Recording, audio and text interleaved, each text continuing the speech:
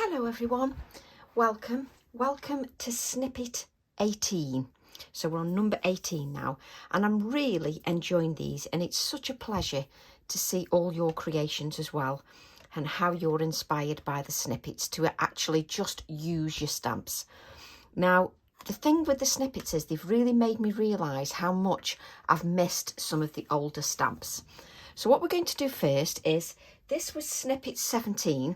So I'm going to do something that coordinates with this. So this was the one we did for Snippet 17. And now we're going to do Snippet 18. I'm going to use Speckled Egg, and I'm just going to use direct to paper. So just direct to paper. Don't think about it too much. If you've got any dry ink pads, use those. It's absolutely fine. Which they work great for direct to paper as well. So you're just going to go over with your direct to paper, and you're going to keep layering the colour.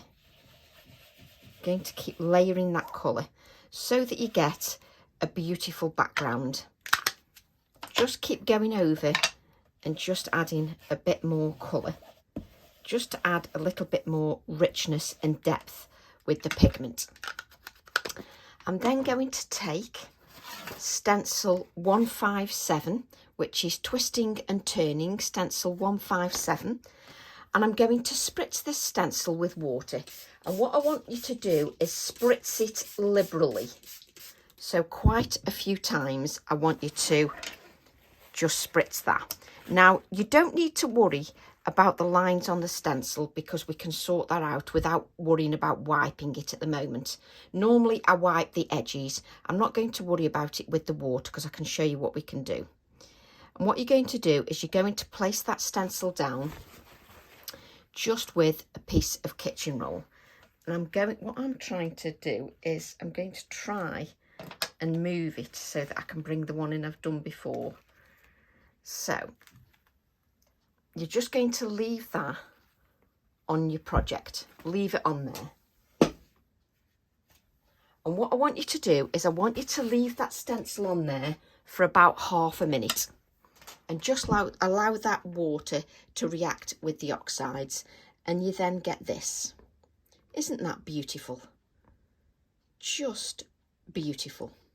And all you do, if you've got the edge markings from your stencil, just take your ink pad again and just go over the edges slightly with a bit of your ink, and that will just hide the edges of the stencil.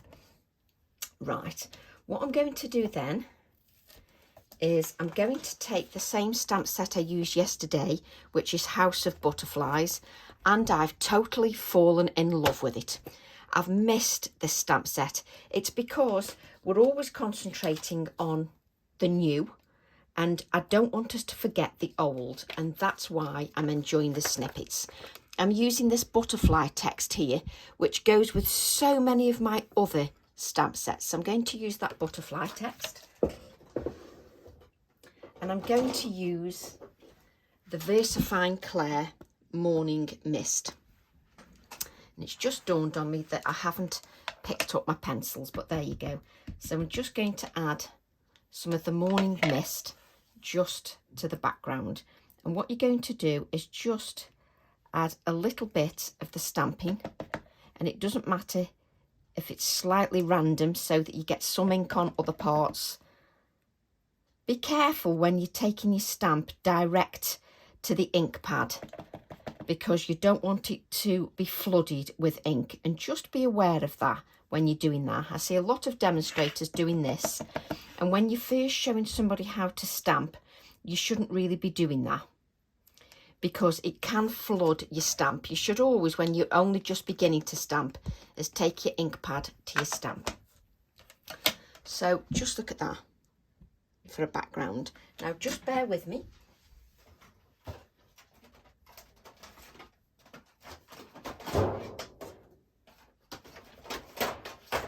There's always something I forget to do. Right, what I'm going to do then is I'm going to take my stamp set 574. It's called Violet. And again, I've just forgotten how beautiful these stamp sets are, and this has got the days of the week on, the garden calendar if you wanted to create a calendar, weekly, monthly planner, and the violet word on there. So I'm just going to take the black Nocturne ink, and what I'm going to do is just stamp the violet with the Nocturne ink. Let me just wipe that. And then what I'm going to do is just stamp the violet just on one side.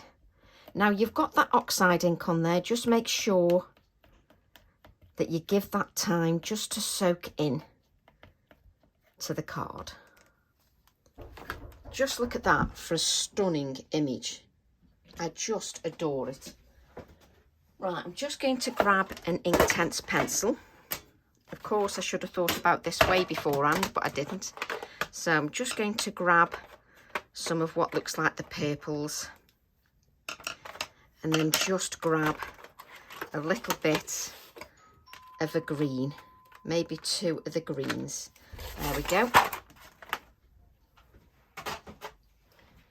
And then what I've done is I've added some cut out pieces from the flowers that I've just cut out separately. And what I want you to do is colour the violet with your Inktense pencils. Just colour that with your Inktense pencils. And I'm just going to go with light and dark.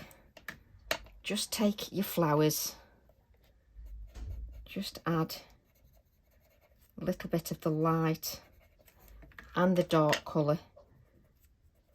I will see if I can mention those in the video, but I'm not going to look now. We'll look later. And I've actually coloured several, I've actually cut out several of the violet flowers just in case I want more than I first planned. So I've sort of cut out extras, so it's entirely up to you whether you want to use extras or you just want to use the amount of flowers that are physically on the stamp. I won't colour the other bits at the moment, just add that. I do apologise if you can hear some drilling, which adds to the effect of the video because I've got workmen in. But hey, nothing stops me doing a snippet. And what I'm going to do is I'm going to go in to the colour and just blend that out. And again, do you know another thing I've forgotten? I've forgotten just how wonderful my Inktense pencils are. Just how beautiful they are. The thing with the Inktense pencils is once they're dry, they're permanent. And you can still add colour over the top. So you can go in and add more layers. Just remember to leave a little bit of the white area, just so it makes it pop a little more. And what I want you to do is make sure that you go back in and add layers of the colour. Can't pick this up for love nor money. Then what I'm going to do is just add a few of the greens. If I don't get time to mention the colours in the video, then I will add them to the comments. So just add a little bit. So I'm just going light and then adding some touches of dark. But what I would like you to do is just take a little bit of time with your colouring. Obviously I don't want that purple on there, so let's just make sure that's clean and just start here in the white area and just blend that colour out. So don't want the dark colour, so go into the light colour so that you drag that light colour out and then drag a little bit of the dark colour. I've just forgotten how wonderfully pigmented those are. I can add some colour afterwards when the colour's dried to add even more dimension. So what I'm going to do is just take a little bit of my